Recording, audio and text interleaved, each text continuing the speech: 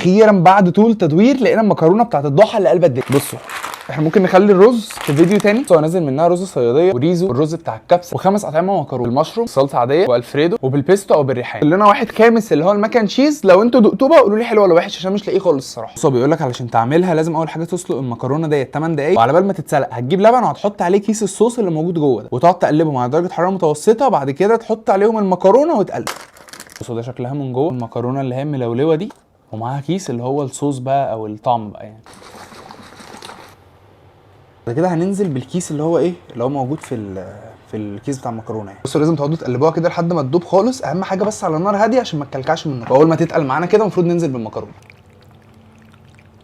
بعد طول الانتظار خلصت. نجرب اول حاجه ايه؟ اول حاجه اللي بالمشروم. ايه ده؟